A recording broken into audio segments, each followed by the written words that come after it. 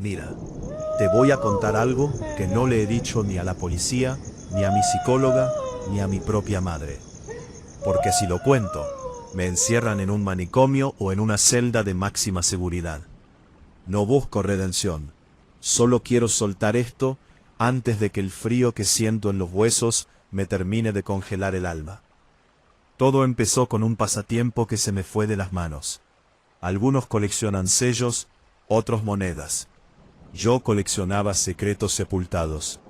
Me llamo Elena, y durante 2 años fui una profanadora de tumbas profesional, aunque sin clientes.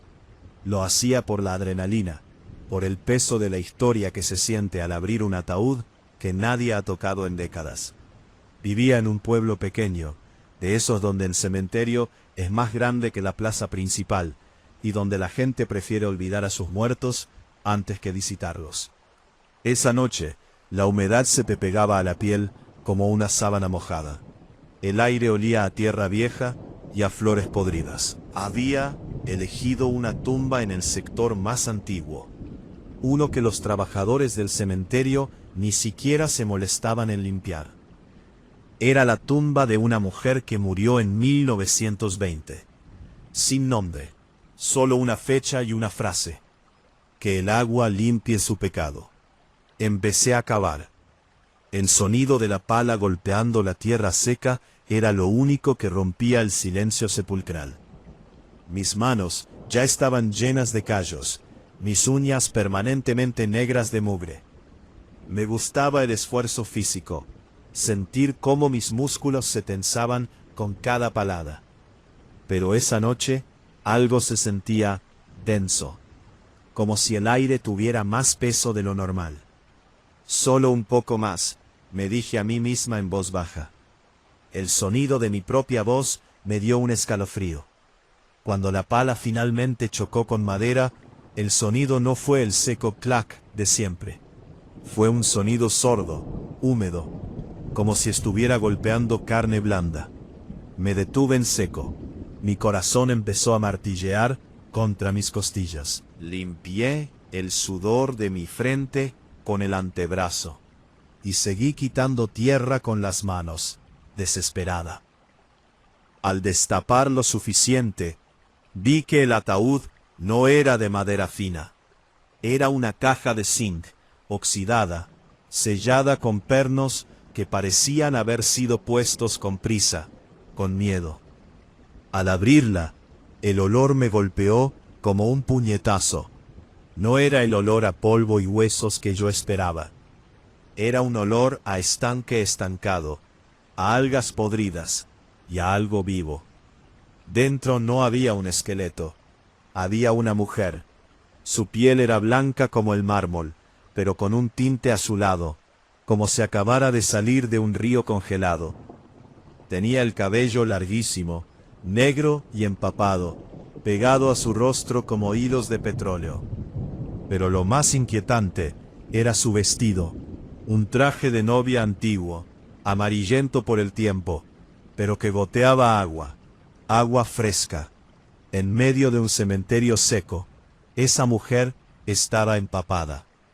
—¿Qué demonios? —susurré.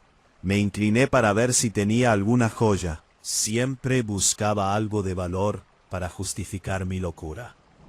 Al tocar su cuello frío, sus ojos se abrieron de golpe. No tenían pupila. Eran 2 esferas blancas, nubladas, como si estuviera viendo a través de una catarata eterna. No gritó, no saltó hacia mí. Simplemente soltó un suspiro que sonó como el último burbujeo de alguien que se ahoga.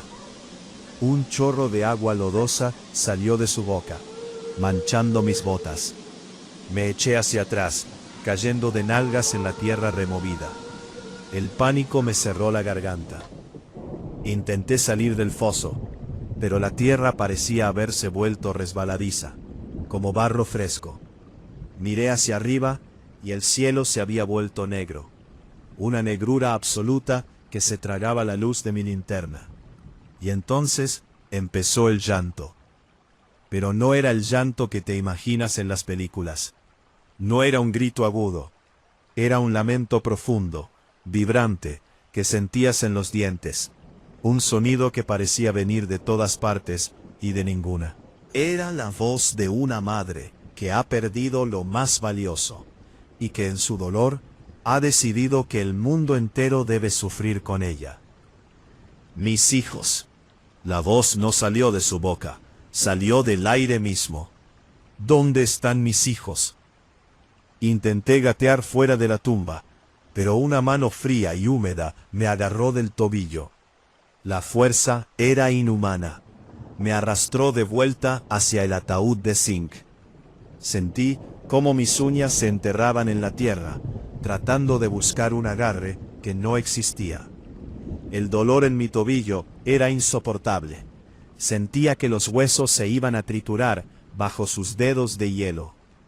«Suéltame», grité, pero mi voz sonó pequeña, ridícula, frente a la magnitud de ese lamento. La mujer se incorporó lentamente. El agua seguía fluyendo de su vestido, inundando rápidamente el fondo de la fosa. En cuestión de segundos, el agua me llegaba a la cintura. Estaba atrapada en un agujero de 2 metros de profundidad que se estaba convirtiendo en un pozo. Ella se acercó a mi cara. Su aliento olía a río y a muerte antigua. Sus dedos, largos y pálidos, acariciaron mi mejilla.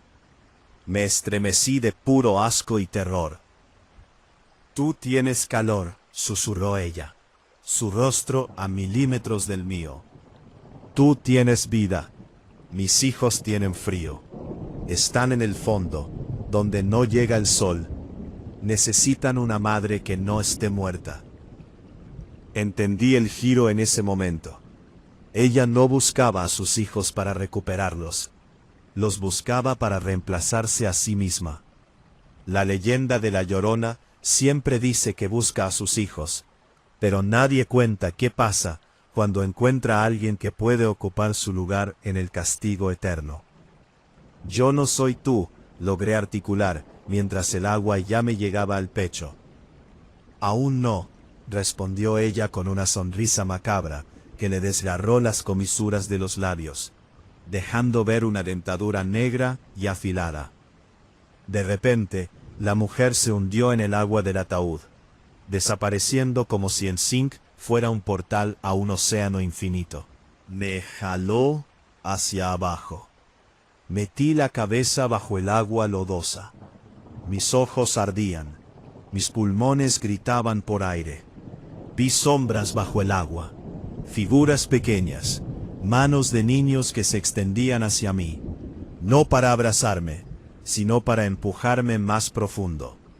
Sentí una violencia súbita, manitos pequeñas desgarrando mi ropa, tirando de mi pelo.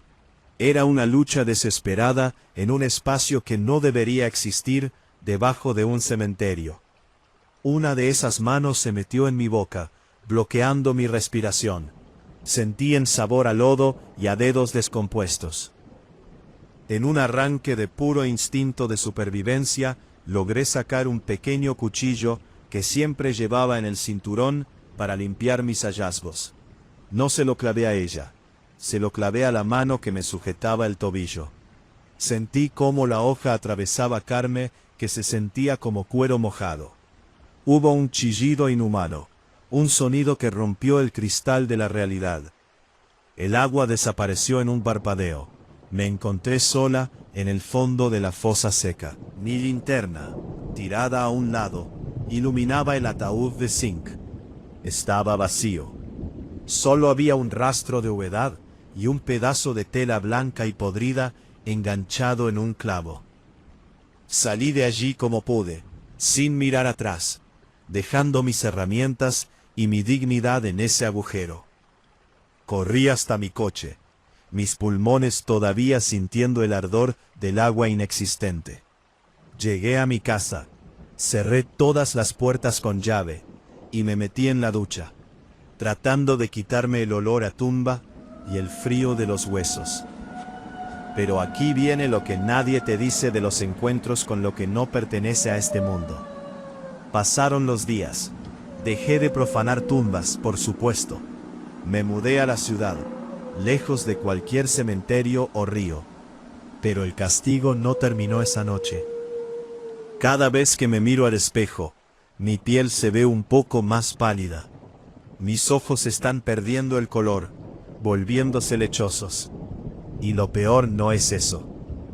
Lo peor es que cada vez que abro un grifo, cada vez que llueve, cada vez que escucho el sonido del agua, oigo sus voces. Mami, dicen las voces de los niños. Y lo que me rompe por dentro es que ya no me asusta. Siento una necesidad física, un hambre atroz de ir a buscarlos. No a los míos, porque nunca tuve hijos. Busco a cualquier niño. Camino por los parques. Miro a los niños jugar cerca de las fuentes. Y mis manos empiezan a gotear. No es sudor. Es agua de río, fría y estancada, que brota de mis poros sin que yo pueda evitarlo. Anoche me encontré a mí misma llorando frente a la tumba de un desconocido. Pero no era un llanto de tristeza. Era ese lamento vibrante que te llega a los dientes. Me di cuenta de que ella no me llevó con ella porque no necesitaba una víctima. Necesitaba un relevo. Ella ahora descansa. Ella ya no llora. Ahora me toca a mí. Y lo más aterrador de todo esto, lo que realmente me quita el sueño, es que ayer, mientras caminaba por la orilla del canal, vi a una mujer joven con una pala, mirando hacia el suelo con curiosidad. Y por primera vez en mucho tiempo, sonreí. Pronto, yo también podré descansar. Solo necesito que alguien más se acerque demasiado a la orilla. Para conocer más relatos sobre leyendas urbanas y folclore latinoamericano, puedes visitar este archivo de mitos y leyendas. Relato número 2. La gente cree que el trabajo más pesado del mundo es cargar bultos en un puerto o picar piedra en una mina. Pero no. El trabajo más duro, ese que te dobla la espalda y te pudre el juicio, es el de limpiador de escenas de crimen en zonas rurales. Yo no soy policía, ni forense. Soy el tipo que llega cuando el cuerpo ya se fue en la bolsa de plástico, y queda lo que nadie quiere ver, la realidad viscosa y pegajosa sobre el suelo de tierra. Esa noche me llamaron para un servicio en las afueras, cerca de un sistema de canales que se usa para el riego. Un accidente doméstico, dijeron. Mentira. Cuando llegas a una casa de adobe y ves 3 patrullas con las luces apagadas, sabes que el asunto está feo. Pero lo que me encontré no fue una pelea de cantina, o un robo que salió mal. Era una casa que olía a humedad antigua, a esa agua que se queda atrapada en los sótanos y que nunca vuelve a ver la luz del sol. Entré con mi equipo, mangueras, químicos industriales, cepillos de cerdas duras y bolsas reforzadas. El oficial a cargo, un tipo con los ojos inyectados en sangre, que no dejaba de santiguarse, solo me señaló el cuarto del fondo. Limpia todo, me dijo. No dejes ni una mancha, especialmente cerca de la cuna. Ahí empezó lo incómodo. La habitación estaba inundada, no por una tubería rota, sino por un agua que parecía brotar de las paredes. Y en el centro, la sangre. Pero no estaba seca, flotaba en el agua como hilos de aceite rojo, negándose a mezclarse. Era una escena violenta. Había marcas de uñas en las paredes, trozos de madera arrancados de la cuna, y un rastro de arrastre que llegaba hasta la ventana, que daba directamente al canal. Me puse los guantes de látex y empecé a fregar. El sonido del cepillo contra el suelo húmedo era lo único que se escuchaba. Chac, chac, chac. Un ritmo hipnótico. Llevaba 1 hora ahí, solo, cuando escuché el primer jadeo. No fue un grito. Fue el sonido de alguien que intenta sacar agua de sus pulmones. Me quedé helado. En este trabajo aprendes a ignorar ruidos, pero este venía de abajo de mis pies. Me agaché para limpiar debajo de una cómoda pesada de madera vieja. Al meter la linterna, vi algo que me revolvió el estómago. No era basura. Eran huesos pequeños, pulidos por el agua, amontonados como si alguien los hubiera estado coleccionando. Y entonces, una mano, blanca como la cal y arrugada por la inmersión prolongada, salió de la sombra y me sujetó la muñeca. No fue un susto de película. Fue una presión lenta, gélida, que me cortó la circulación. La fuerza no era de una mujer débil. Era la fuerza de la corriente de un río crecido. Susurró una voz que sonaba como el burbujeo de una alcantarilla. ¿Vas a borrar lo que queda de ellos? Me solté de un tirón, cayendo de espaldas sobre el agua contaminada. La vi salir de debajo del mueble. No flotaba, se arrastraba. Su vestido no era blanco radiante. Era un trapo grisáceo, lleno de lodo y algas. El cabello le tapaba la cara, pero podía ver el brillo de unos ojos amarillos, como los de un caimán al acecho. No era una aparición elegante. Era un cadáver hídrico que se negaba a quedarse bajo tierra. Ella no lloraba como en las leyendas que te cuentan de niño para que no salgas tarde. Ella emitía un sonido gutural, un lamento que vibraba en el concreto y te hacía doler los oídos. Se acercó a mí con una rapidez antinatural, sus dedos largos y deformes buscando mi garganta. Yo no hice nada, grité, tratando de usar el cepillo industrial como escudo. La mujer se detuvo a centímetros de mi rostro. El olor era insoportable, una mezcla de amoníaco, lodo y algo dulce, como carne podrida cubierta de flores frescas. Sus manos se posaron sobre mis hombros, y sentí cómo el agua empezaba a brotar de sus palmas, empapando mi traje de protección. «Búscalos», me ordenó. Su voz no era humana, eran 1000 voces ahogándose al mismo tiempo. «Están en el canal. El lodo los asfixia. Si limpias esta habitación, ellos se quedarán solos en la oscuridad». De repente, la puerta se abrió de golpe. El oficial entró con la linterna en mano. La mujer desapareció en un parpadeo, dejando solo un charco de agua negra y un hedor que mareaba. El policía me miró con una mezcla de lástima y sospecha. «¿Con quién hablas?», me preguntó. Hay algo aquí. Debajo de los muebles. Hay huesos». El oficial suspiró y se acercó. Miró debajo de la cómoda. No había nada, solo polvo y mis propios químicos de limpieza. Me trató de loco. Me dijo que el cansancio me estaba jugando una broma pesada. Me obligó a terminar el trabajo.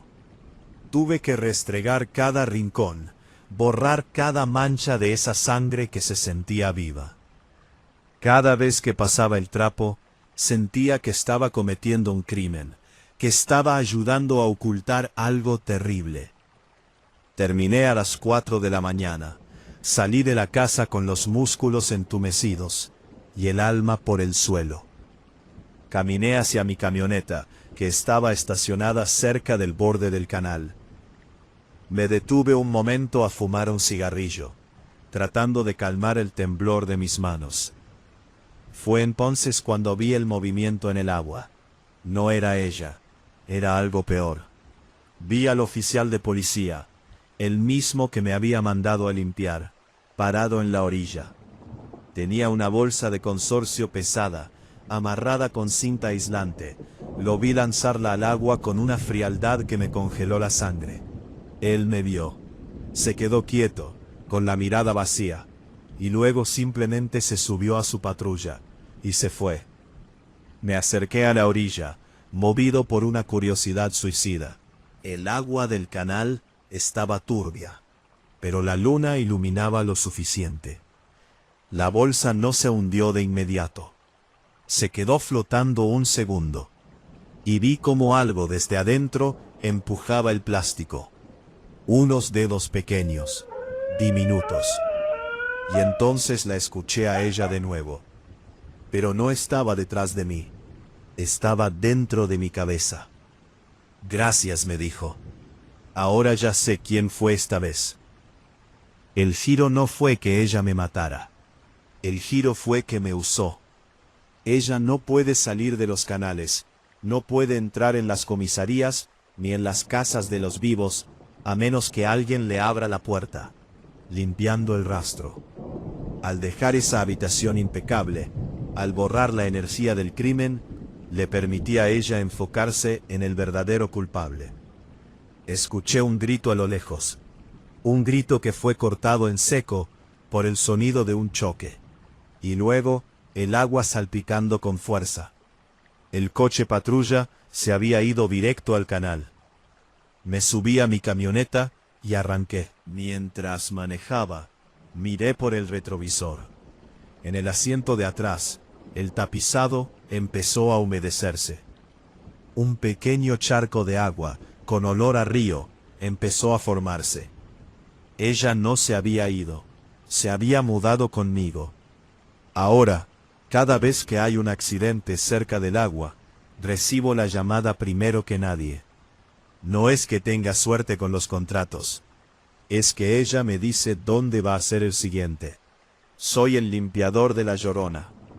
Ella pone los cuerpos, y yo borro las pruebas, para que nadie más intervenga en su venganza. Si necesitas ayuda para entender más sobre estas entidades, puedes consultar el archivo de fenómenos paranormales, o revisar crónicas de crímenes sin resolver, en el portal de Justicia y Crimen. Relato número 3. Si buscas una historia de redención, o de un héroe que aprende una lección, mejor apaga esto. Lo que te voy a contar es cómo el hambre y la ambición te pueden llevar a meterte en la boca del lobo, creyendo que tú eres el depredador. Todo empezó con un dato que me pasó un contacto de esos que se mueven en las sombras de los registros de propiedad. Me habló de una vieja, doña Casilda, que vivía sola en una hacienda medio en ruinas, a las afueras del pueblo, justo donde el río se vuelve traicionero y el salitre se come hasta las ganas de vivir. La vieja tenía tierras, pero lo que a mí me interesaba eran las joyas de la familia, que según decían, guardaba bajo el colchón porque no confiaba en los bancos. Mi plan era simple, casi elegante. Me hice pasar por un trabajador social, uno de esos tipos con traje barato y sonrisa de plástico que vienen a ayudar con los trámites de la pensión.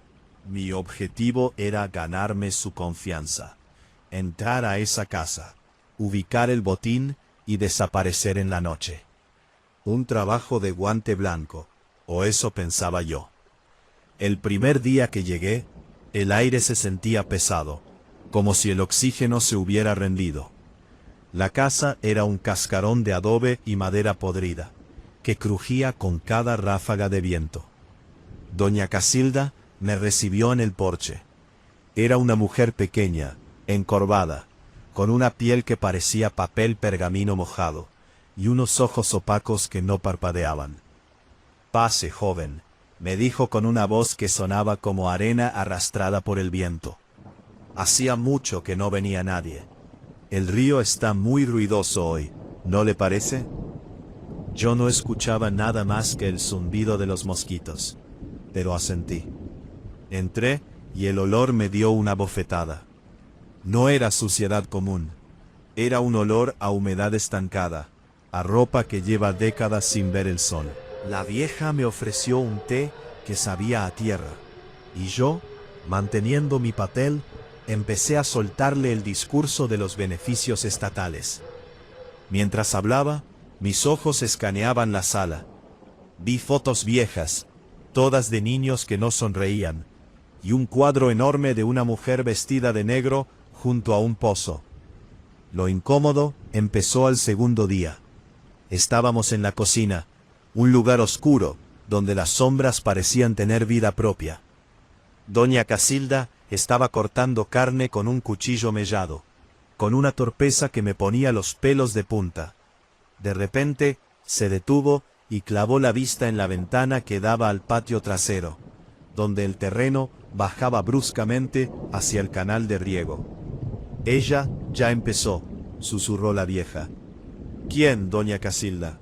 Pregunté, tratando de no sonar irritado. La que busca.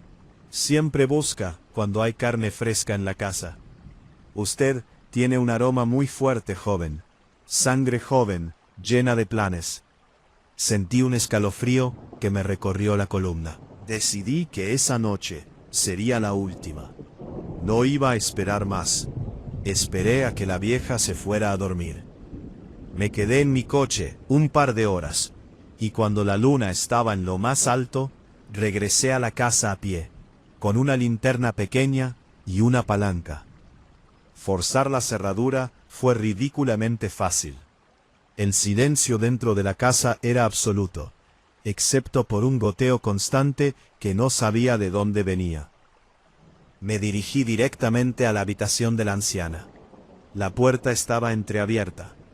Entré con el corazón martillando en mis oídos. Ahí estaba ella, un bulto bajo las sábanas grises. Empecé a revisar los cajones con cuidado, pero no encontraba nada.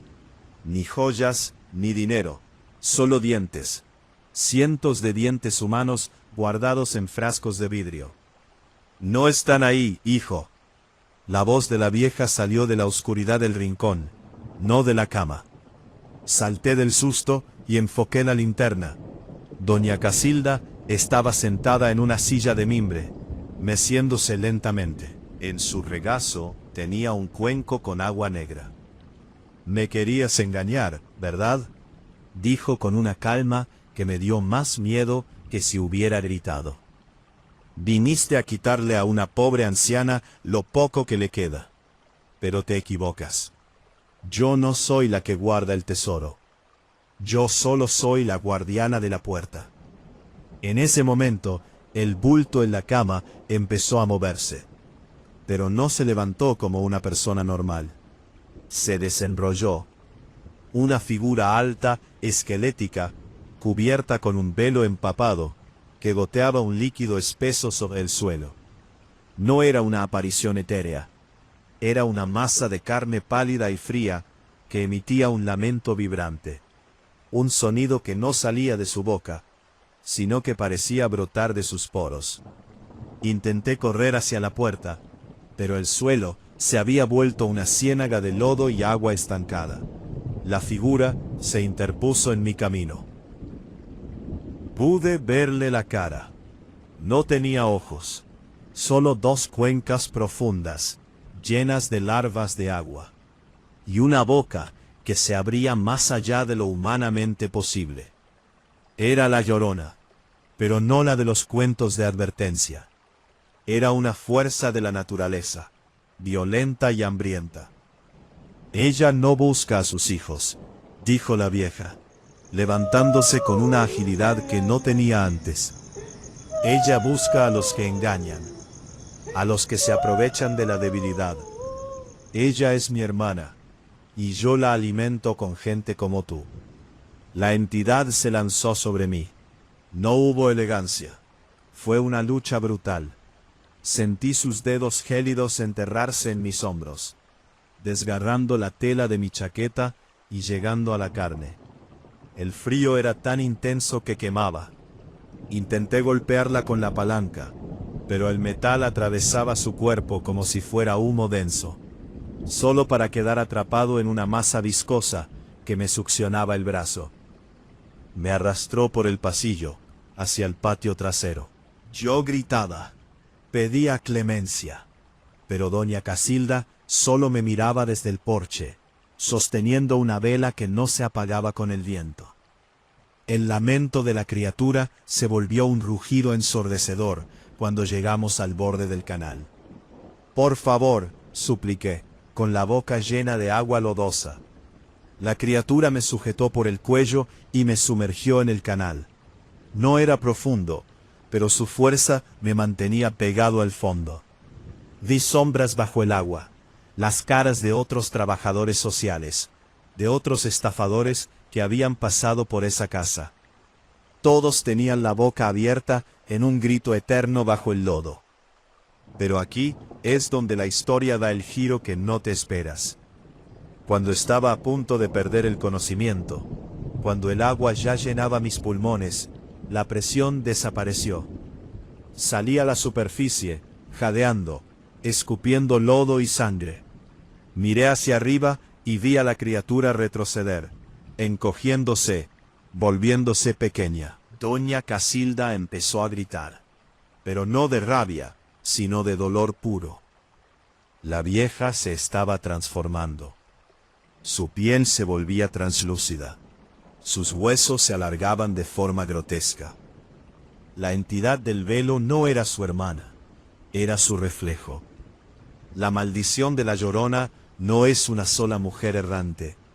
Es una carga que se hereda cuando el corazón se pudre de maldad y engaño. «Tómalo», gritaba la vieja, señalándome. «Él es peor que yo. Él es el nuevo». Pero la entidad no me quería a mí. Me miró con sus cuencas vacías, y por un segundo sentí una lástima infinita. Me soltó porque yo no era suficiente para saciarla. Ella necesitaba un alma que ya estuviera condenada por el tiempo. La figura envolvió a doña Casilda, y ambas se fundieron en un solo grito, que desgarró la noche. Se hundieron en el canal, no como víctimas, sino como una sola masa de arrepentimiento y odio, que desapareció bajo la corriente. Me quedé solo en la orilla, temblando, con el cuerpo marcado por cicatrices de hielo que nunca sanarán. Logré llegar a mi coche y huir de ese lugar maldito. Pero el engaño tiene un precio que no se paga con dinero. Ahora, cada vez que intento mentir, cada vez que trato de estafar a alguien, mi garganta se llena de agua de río. No puedo hablar sin escupir lodo.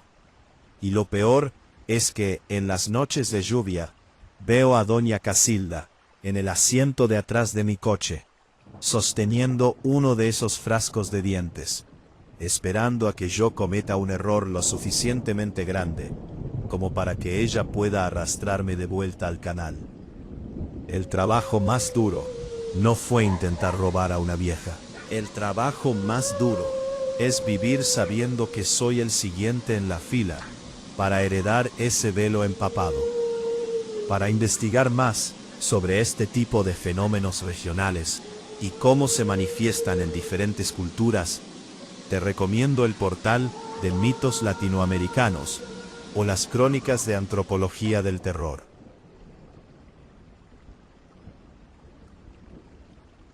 Relato número 4. Entiende algo desde ya.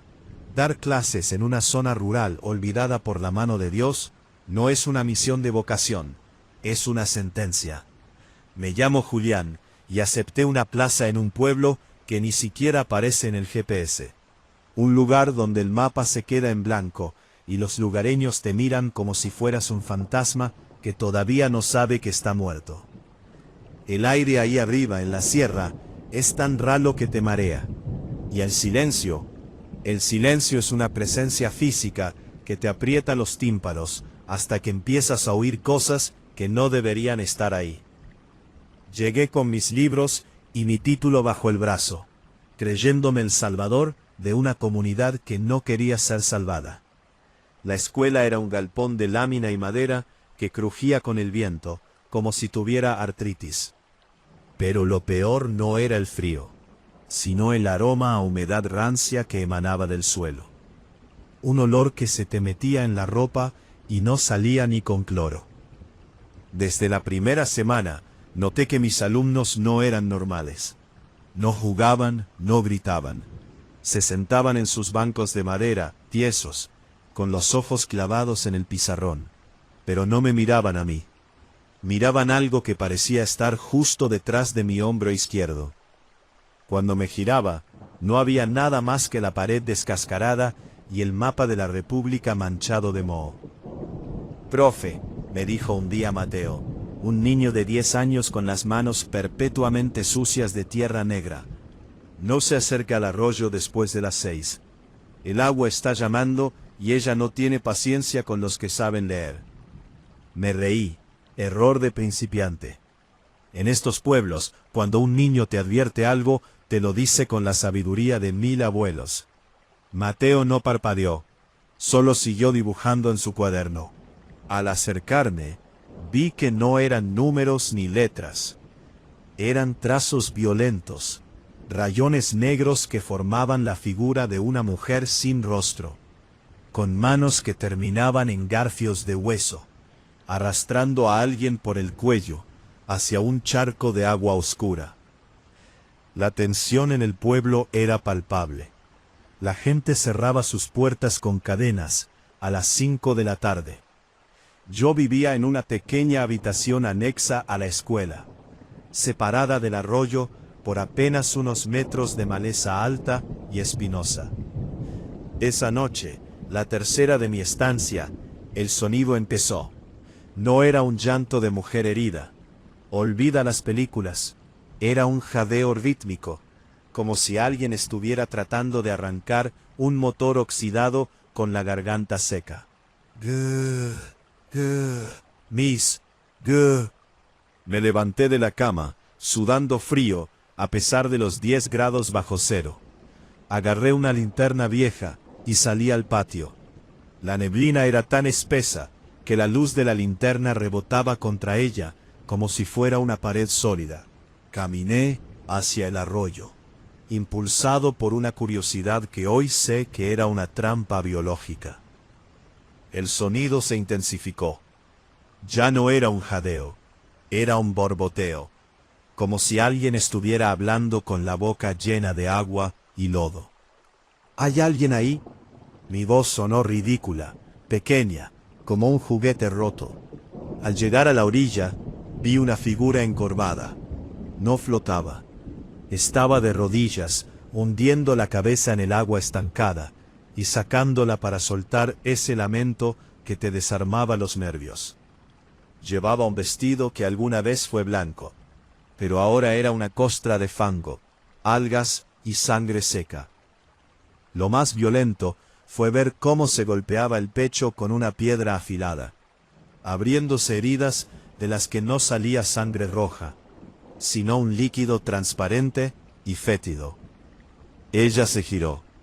No tenía mandíbula inferior, solo un colgajo de carne húmeda que vibraba cuando soltaba ese grito de «mis hijos», que se sentía como si te clavaran alfileres en los tímpanos. Pero lo sobrenatural no era lo más aterrador. Lo aterrador fue ver que, colgados de las ramas de los sauces que rodeaban el arroyo, había decenas de cuadernos escolares. Mis cuadernos, los que yo había repartido el lunes. «Tú les enseñas a escapar», dijo una voz detrás de mí. Me giré bruscamente. Eran los padres de familia del pueblo. Estaban todos ahí, en la penumbra, armados con machetes y cuerdas. Sus rostros no mostraban odio, sino una resignación aterradora. El jefe de la comunidad, un hombre al que todos llamaban Don Braulio, dio un paso al frente. «La Llorona no es un fantasma que viene de paso, profesor», dijo Don Braulio con una calma que me hizo querer vomitar. «Es nuestro pacto. Ella mantiene la tierra fértil y el agua fluyendo, pero necesita que alguien le cuente historias. Ella no quiere hijos de carne, quiere hijos de conocimiento. Se lleva lo que los niños aprenden. Por eso aquí nadie estudia». Entendí el giro en ese instante. Un escalofrío me recorrió de arriba a abajo, mientras veía a la mujer del arroyo acercarse a mí con paso torpe pero implacable. El trabajo duro de ser profesor en este lugar no era enseñar a leer, era servir de sacrificio intelectual. «El profesor anterior no aguantó», continuó Don Braulio, mientras los hombres me sujetaban de los brazos. «Intentó correr. Ella no perdona el movimiento, solo el silencio.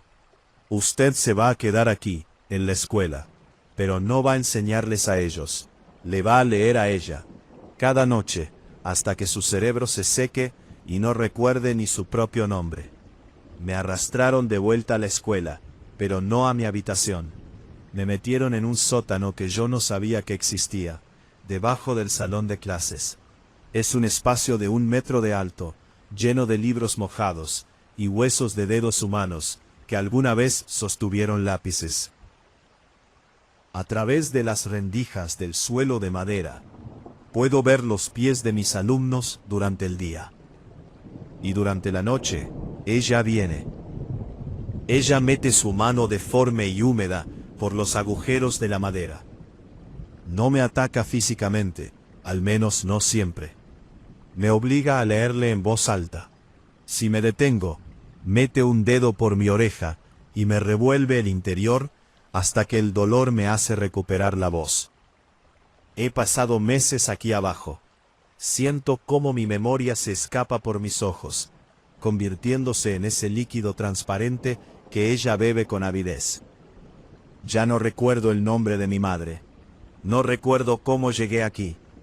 Lo único que sé es que ayer Mateo dejó caer una nota por una rendija. Decía: gracias, profe, por quedarse. Ahora ella ya no nos mira a nosotros. La violencia de este lugar no está en los golpes, sino en cómo te borran la existencia mientras sigues respirando. A veces, cuando el dolor de mis oídos es insoportable, y cuando mis lágrimas caen al suelo de tierra, oigo su risa burbujeante desde el arroyo. Ella no busca a sus hijos. Ella los crea de la nada, alimentándolos con los recuerdos de los hombres que, como yo, creyeron que podían traer luz a un lugar que ama su propia oscuridad.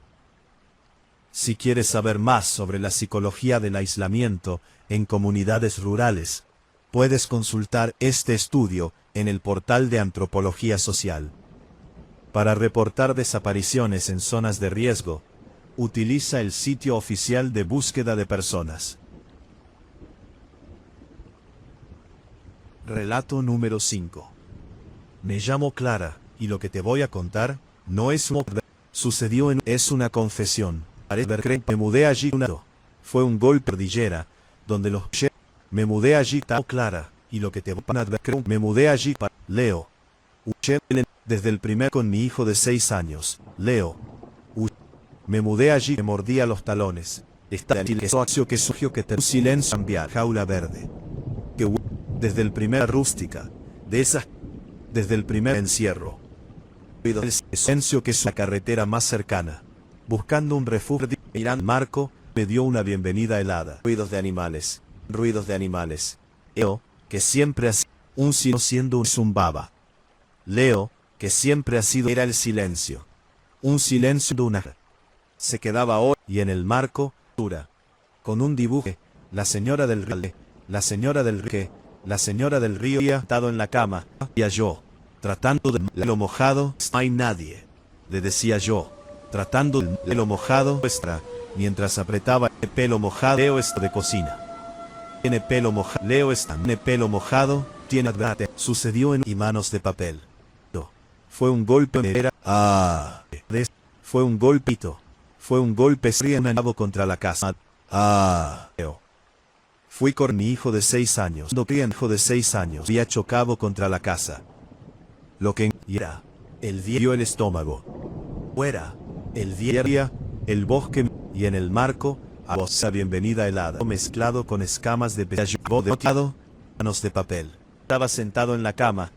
Esa noche no dormí el bosque. Estado en la cama. Dio una bienvenida helada. Susurró. Lo violento Dios está lavando su ropa. Esa noche no dormí de que de papla. Con una escopeta vieja. De dolor. Había sentado en la cama. Y de dolor. Lo violento sexo seco contra la pared de madera. Los contentar el día afuera. El viento no con escamas de extraña. Había un rastro de lodo mezclado con escamas de la... Esa noche no dormida. Lo violento que subía y bajaba de intensidad. Cargado de una humedad mal sintonizada. Mi cola. Mi vida. Fue un rastro de lodo con escamas de y escamas, y lo decía con una rabia que hacía vibrar los cristales. Eda, Porche, desesperada, Leo de la mano, que subía y baja linterna apenas cortaba, como una radio mal sintonizada, cerca del arroyo, que sintonizada, cuenta metros, que sintonizada, blanca, o algo mal sintonizada. Estaba entre los arbustos, no estaban, caminaba, se desplazó en su lugar, es acuática, en su lugar, eran de cartílago, en su lugar, los días, y la situó en su lugar, por vida, soa silba, en su lugar, y lo decía con una rabia que hacía vibrar agua estancada. Su piel se puso pálida, casi translúcida. Desesperarle por era de la mano, translúcida. Y empezaron a salir desesperarse, saliendo al patio, linterna apenas cortés con Leo de la mano, que vintonizada. Decidí que nos iríamos, pero cuando era una masa, no estaban. En su lugar, un montón cubiertas de usina, encontré un monte abiertas de mente alineadas, de la rabia que hacía vibrar, cubiertas de un empezaron a salir. Ya basta. Sí, saliendo al patio con Leo de la mano. Decidí que nos su voz, no ven paz. Fue ni metálico de la sangre por primera vez, a plena luz de la luna. Era una masa a luz de la luna. Era una masa, no era una masa, era una masa de sol, revelando en su lugar, revelando desgarrados, mostrando una encía negra, revelando a monte abiertas de una de su boca, sus dedos. Ya basta, tío, con Leo de la mano, que morirá de la mano, temen, déjanos ser. Él, su voz de la sangre, su voz, no ve plena luz de la luna, en agua. La escriballa, es del agua, revelando una de su boca. La criatura se lanzó a nosotros, hacia nosotros. No tuve tiempo de levantar mente, déjanos, no tuve tiempo de levantar el arma. Me el suelo bajo mi fuerza bruta, no del suelo bajo mis su voz la sangre, sino del suelo bajo mis era una masa de piel hinchada por el hambre, con los labios de todo el pelo y me espetaba de los hombros, desesperada, corriendo, en una perada, la tinta, tras y espinas, con esperada, grité como pude, en agua. La desesperada, dio en mi costado. Su movimiento fue sano de turso, le hacia ella. Le hace cajarle los dedos en una de las heridas. Un golpe en la rama se partió, y sus ojos nublados, una roca sumergida. Giró, y me miró, se pulsó bajo mis ojos con sus ojos nublados.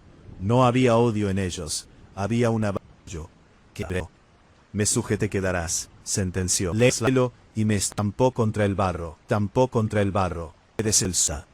Un forcejeo de barro empezó a arrastrar. Su movimiento fue un forcejeo de barro, dientes y uñas. Fue tiempo de levantar, encajarle los dedos como rocas sumergidas abiertas de su cuello. Desgarró sus rocas sumergidas como si hubiera golpeado una roca sumergida. Ella lo que hizo que los pájaros cayeran muertos de los y corrimos hacia el arroyo, que en un accidente agarré a Leo un arroyo que se del pelo y ya no tengo calor, despejado. Tejeo de barro, sentí sus dedos como la tinta. Seguía, emitiendo. Llegó forcejeo de barro con risas histéricas. Se detuvo. Llegamos a un puente, era viejo. Mami, ya soltó un alarido leja, se orina de la heridas. Mami, dijo mi hijo, con un accidente, no tengo calor. Ya, sentado de barro, niño. Leo, y llegó, se me detuvo. Tenía branquias pequeñas. Mami, tenía branquias pequeñas, devuélvelo, me dijo. Su Leo no darme. Era grisácea y escamosa. No era esta pesadilla, fue darme cuenta de que el bosque, Leo no darme pertenecía. Leia fue darme lo que ya le pertenecía.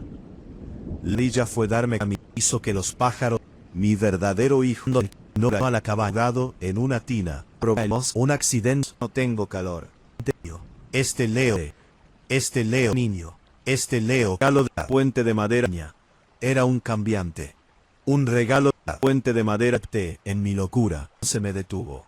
La realidad. La ropa, ni iba a dejar irme. Branquias pequeña verdadera madre que venía a recuperar a su fuia. El giro de M por mi robo. Devuélvelo, me dijo. Un accidente que pañó a la cabaña. Entré con él, pero aquí abajo. Entré que me acompañó a la cabana del... Este Leo que me acompañó a la cabana la forma de mi hijo. La Llorona no era una que lo del lente de madera, la verdadera madre que venía a recuperar a su fuia. Devuélvelo, me dice entender cómo el duelo sola sombra que se sumergió en el agua sin hacer ruido. Pero ya no volvió a su cauce normal. El silencio regresó. Me quedé sola en medio del bosque, con las costas del hijo había muerto a destrozada. Regreso que no existe, pero ya no había rastro. No era una ni ropa, ni dibujos. Solo las siquiera ojos, ni juguetes. Piedras de siquiera que ella recuperara su cría. Cabaña. Y de la cabaña. Me quedé ahora paso los días. El silencio orilla del arroyo, lavando la ropa de un niño que no existe. Más mi propia voz que el agua, y me doy cuenta mentira. Otro lado del río, escucho mi propia voz del río, llamándome. Escucho mi prega voz desde el otro lado del río, llamándome. Escucho mi prega voz tío, llamándome. Escucho mi propia voz. Ni ropa, ni dibujos, pero sí. Si quieres o investigar solo puede causar psicosis colectiva. Venía a ir. Se la expusió en el agua. Las costillas sobre los casos de daños de sustitución, guía universal, sobre los mitos de los changes y naciones visuales, logía universal. Relato número 6. No soy escritor, ni busco likes, ni nada de esa basura. Soy un tipo que trabajaba instalando cámaras de seguridad en zonas industriales, de esas donde el diablo perdió el poncho y donde el óxido parece alimentarse del aire. Lo que vi en los monitores de la planta de tratamiento de aguas residuales de San Pedro no fue un fallo técnico, ni un vagabundo metiéndose donde no debía. Fue algo que me pudrió el sueño para siempre. Todo empezó con un reporte de vandalismo recurrente en la zona de las pozas de sedimentación. El jefe de mantenimiento, un viejo con los nervios destrozados, me dijo que algo estaba rompiendo las cercas de acero desde adentro. Sí, escuchaste bien, desde adentro. Como si algo quisiera salir del agua podrida y no entrar en ella. Llegué un martes a las 6 de la tarde. El cielo tenía un color violeta sucio y el olor, bueno, imagínate miles de litros de desperdicios estancados bajo el sol. Era una bofetada de metano y muerte. Me encerré en la caseta de vigilancia, una caja de concreto con 4 monitores parpadeantes. Mi trabajo era simple, monitorear las cámaras térmicas y grabar cualquier movimiento. No te quedes dormido, muchacho, me advirtió el viejo antes de irse. Y si escuchas que el agua empieza a hervir sin que las bombas estén prendidas, no salgas. Quédate adentro y apaga las luces. Me reí para mis adentros. Pensé que era la clásica novatada para el tipo de la ciudad. Qué equivocado estaba. A eso de las 11 de la noche, el monitor 4 empezó a fallar. La imagen bailaba, llena de estática, pero la cámara térmica detectó un punto de calor. Era pequeño, del tamaño de un niño. Se movía por el borde de la poza principal con una agilidad inquietante. No caminaba, era como si se deslizara, como una gota de aceite sobre un sartén caliente. De pronto, una figura mucho más grande emergió del agua. No hubo salpicaduras, no hubo ruido. Fue como si el agua misma tomara forma humana. Era una mujer, o la silueta de una. En la pantalla térmica, su cuerpo no emitía calor. Era una mancha de color azul glacial en un mar de tonos anaranjados. El contraste era violento. Vi cómo esa figura alargaba un brazo que parecía no tener fin, desproporcionadamente largo, y sujetaba al punto de calor pequeño. No hubo forcejeo. El pequeño punto, Simplemente desapareció bajo la superficie negra. Sentí un escalofrío que me recorrió la columna como una descarga eléctrica. Agarré mi linterna y, rompiendo la regla de oro del viejo, salí de la caseta. La curiosidad es una enfermedad que te mata despacio. El aire afuera estaba más pesado que antes. El zumbido de las moscas era ensordecedor. Me acerqué a la poza 4, la linterna cortando la oscuridad como un bisturí. El agua estaba quieta, como un espejo de alquitrán. De repente, el sonido empezó. No era un llanto de esos que te rompen el corazón. Era un sonido seco, rítmico, como si alguien estuviera golpeando dos piedras mojadas bajo el agua. Toc, toc, toc. Y luego, el susurro. Un susurro que se sentía como si alguien te estuviera hablando directamente al oído, aunque no hubiera nadie a 3 metros a la redonda. ¿Tú también tienes sed?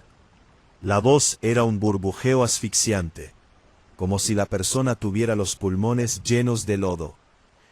Apunté con la linterna hacia el centro de la poza. Ahí estaba ella. No flotaba. Estaba parada sobre el agua. Llevaba un vestido que alguna vez pudo ser blanco, pero ahora era una costra de moho y grasa industrial. Su cabello no era pelo, eran filamentos de alga negra que se retorcían como serpientes.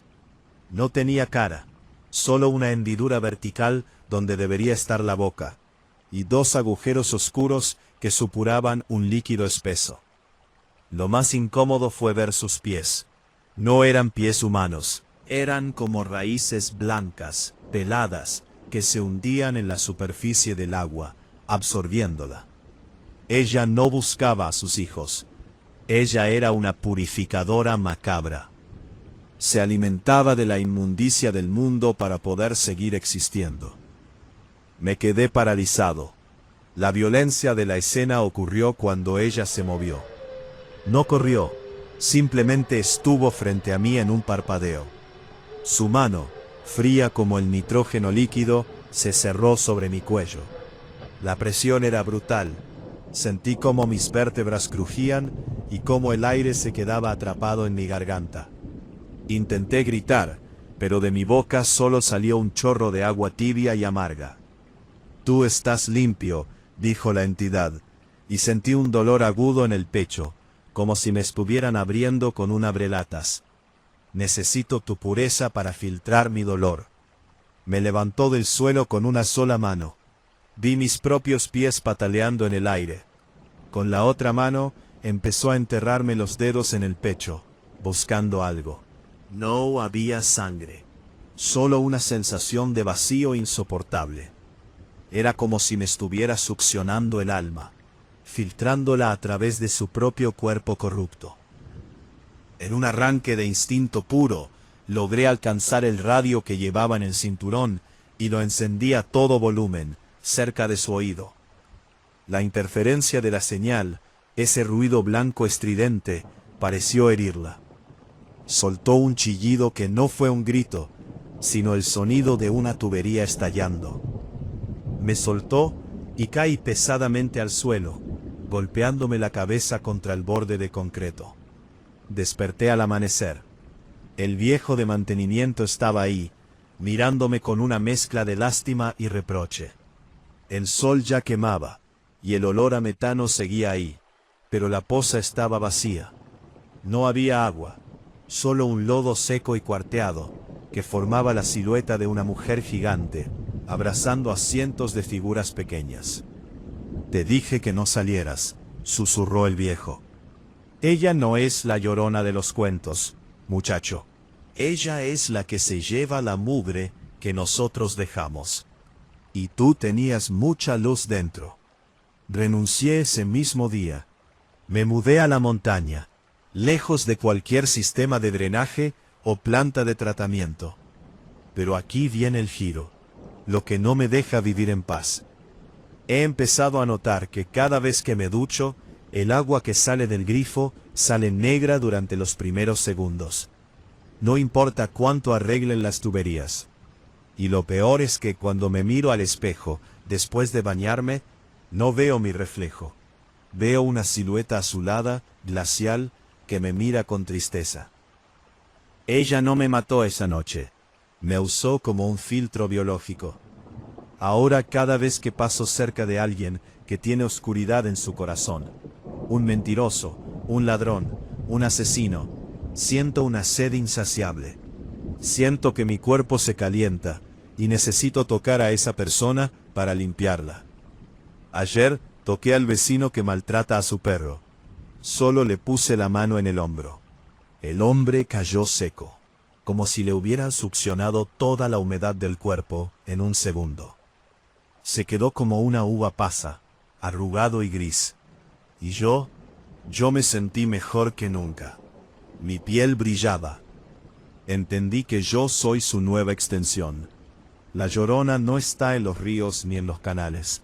Está en el sistema de agua que todos bebemos, esperando a que alguien puro como yo haga el trabajo sucio en la superficie.